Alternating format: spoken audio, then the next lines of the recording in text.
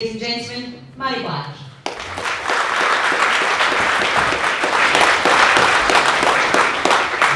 Hi there, as she said, my name is Mhairi Black. I'm 19, I'm a student at Glasgow University doing politics.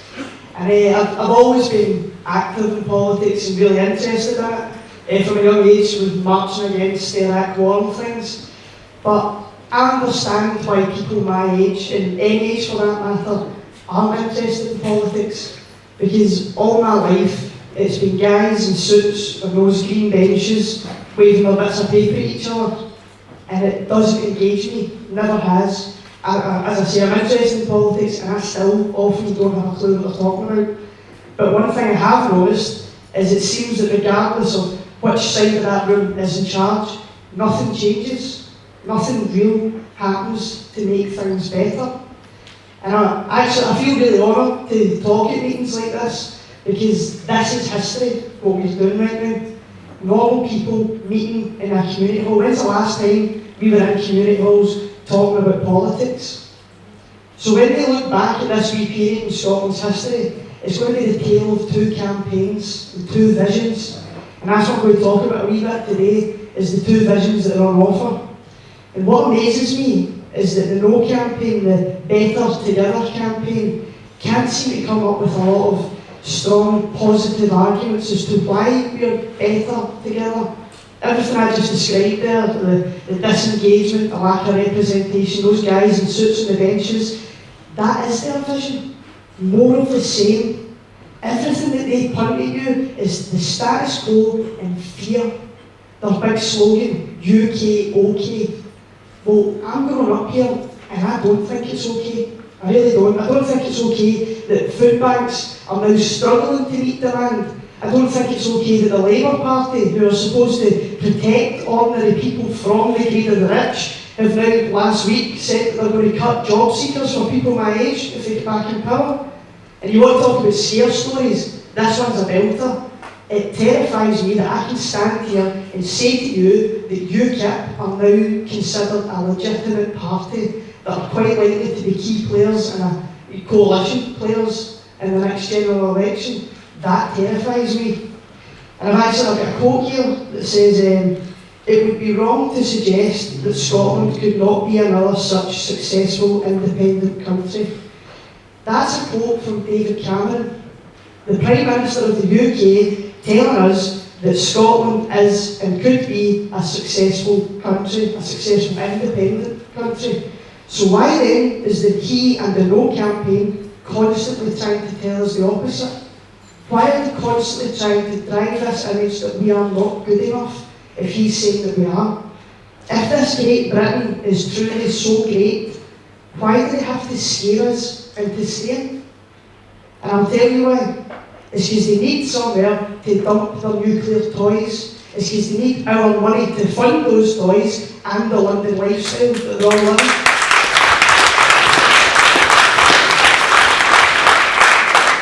What they want to do is retain all the power and all the wealth and keep things the same, because they want to distract you from the real heart of this referendum, which is that we don't get the government that we vote for.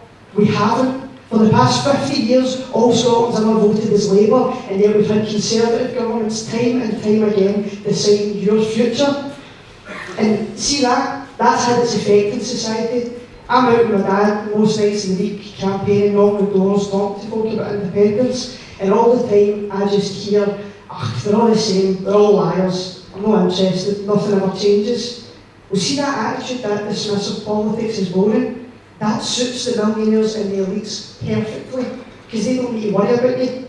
Simple as that. It sends a message to them saying, we can do what we want, and I tell you they will do what they want, but it'll be you that's paying for it. They know that people don't naturally like change. They know that, and that's what they're preying on at the minute. It suits them to throw out the scaremongering, to frighten people into maintaining things the way they are, because it has served them for years. They tell us business will leave. Why? Business goes where there is money to be made. It serves customers, not nationalities. They tell us, oh, you won't be able to sustain yourselves. Well, we've already heard David Cameron saying that we would. In fact, we do it quite successfully. But we also know that we pay in more than we get back. And even without getting into economics and statistics and things, just use plain logic. The Tory party, the party of greed, the party of selfishness, where private profit rules everything. If we were genuinely a leech on the purse of Westminster, we wouldn't be having this meeting because they get shot us a long time ago. Simple as that. The truth is that all of these things that Better Together are talking about and that they keep throwing at you, whether it's the pensions or the pound or are we going to be in Europe, all these individual policy things are trying to distract you. That's what it is. And all of these areas are going to be just as relevant in 10 years or 50 years' time as they are now. But the difference is that the people in 10 and 50 years' time deciding about their pensions, about Europe, or whatever else, is going to be the government. Do you want that to be a government that you voted for or not? And that's why, see if you were alive during the Thatcher years, and you're planning to vote no, shame on you. Shame on you. I wasn't alive when Thatcher was here, thank God. I still see the damage that she did. I still see the damage to places like Govan. I see it in Clydebank. You can see it all over. And you should remember the poll tax. You should remember how we were guinea pigs. You should remember the poverty, the industries and lives that woman ruined. And you should remember how powerless we were to do anything about it. How powerless we were to stop it. And that's why, if there is one certainty with independence, it is we will always get who we vote for.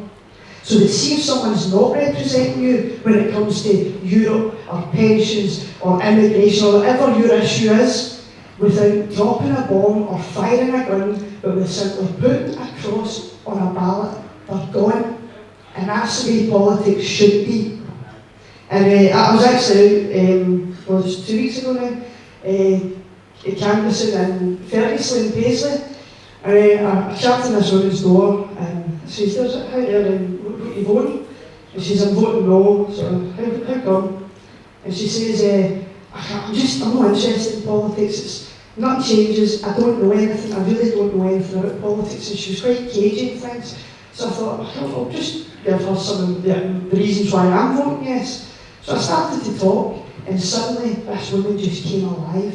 She started going, we are talking about, you shut that community centre to build that car park, but we can't afford a car, let alone pay to use a car park. Now the Rains are out drinking again, and that's just going to drain our NHS because they're going to be having their stomach pumped. And she went in this big speech about her area and all the problems in it, and all the things that needed sorted. And I was genuinely taken aback. And at the end of it, she got quite embarrassed, and she goes, came out after one minute, didn't I? But I said, well, that was brilliant. You just stood there and told me you know nothing about politics, and yet you've just told me everything about this area. You've just educated me, and I'm the one that chapped your door. And I love that. I love that normal, working class folk are starting to think for themselves. I love that when I walk into a pub now, there's folks at a table arguing about the currency, about do we want to be in Europe. I love that working class people are starting to think for themselves and switch on and waking up. And that is what terrifies the British elite at the moment. Terrifies them. And John Searle says, we are now realising the myth of our own inadequacy. We're realising that we are every bit as good as anybody that's been to university, that comes from money, anyone, anywhere. We have the knowledge to think for ourselves. Now we just need the confidence. But we're also realising, this is a key one, we're realising that this referendum has nothing to do with Alex Salmond. Absolutely nothing. Nothing at all. Independence will be here long after Alex Salmond's gone. This referendum is about me, it's about you and their children and their children. It's got nothing to do with the nationalists whatsoever.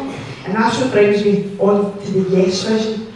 The vision that comes with voting with confidence. To vote for independence. We have already shown the good that this country can do. With the limited powers we've got in the Parliament, we've now got free prescription, no tuition fees. I wouldn't be able to go to university if I had to pay £9,000 every year. And I think that's the case for a lot of young folk in university and that. We've got free personal care for the elderly. We have shown what good and what real change we can bring to people's lives with the limited powers that we have. Imagine if we had them all. Independence isn't the end. We don't wake up on the 19th and say that's us arrived, milk and honey all around. The No campaign has and will continue to constantly look to Alexander and the nationalists and say, what will independent Scotland look like? You can't tell us, can you? Vote no, play it safe. But the truth is, they're asking the wrong people. On the 19th, Alexander's not going to be the one deciding what your future is. The tools are in your hands. For the first time, you're going to have a government that genuinely has to turn around to you and say, what do you want? What kind of country do you want to live in? And that is the beauty of independence, is that I can't stand here and say, oh, it's definitely going to be like this, this, this and this. David Cameron's already told us that we will be successful, but the horizon is open to us. We build this better society. Now, politics will be turned on its head, and that really excites me. I don't know whether it's just kind of politics or not, right? But the SNP will, who knows what will happen to them? Labour will swing back to the left because they will no longer have to look over their shoulders to their bosses trying to win the millionaire vote in Middle England. We might even have new parties forming, but politicians for the first time ever will have to work for us, because if there is one thing that politicians have in common with the rest of us, is they don't like losing their job. So they're going to fight to make sure they represent you and keep their job.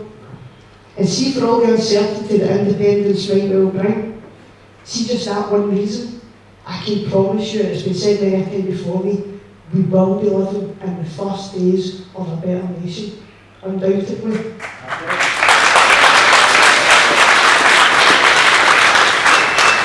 The last thing I'll say is I understand that people are scared of change. As I say, it's a natural thing to be uncertain of wanting to change things. But you know what? People do change.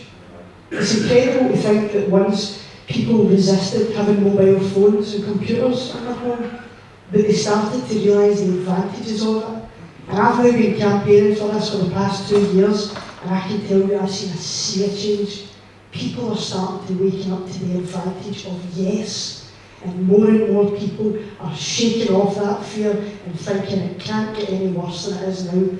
We've got everything with independence because we can build this better society. And see, if you're still sitting there and it's just a fear, if you're still sitting there and you can agree with all the arguments and things, but you still can't get over that fear of change, I'll just be really honest with you. I'm 19, as I say, and I'm not just out here campaigning because it's a cause I believe in.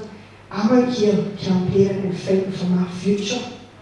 Because when I look at Westminster, hand on heart, it terrifies me. It absolutely terrifies me. They're going more and more right wing. They're going more and more into debt, which they refuse to talk about, more and more inequality, more and more austerity. I'm going to be lucky if there's anybody fighting for me to have a pension, let alone have one, by the time I'm 60. I look down at Westminster and I see a Conservative party that I can't stand and a Labour party that I cannot trust. Westminster is a sinking ship and it is going down fast, and I'm powerless to do anything to stop it. So if it is just the fear that's stopping you grasping this opportunity, you need to ask yourself, would you honestly rather stay on that sinking ship out of fear that the lifeboat won't work? Because I tell you what, I'm getting on that lifeboat, and I invite every single person in this room, and anybody that may see this elsewhere, come with me and let's make it work. Thanks.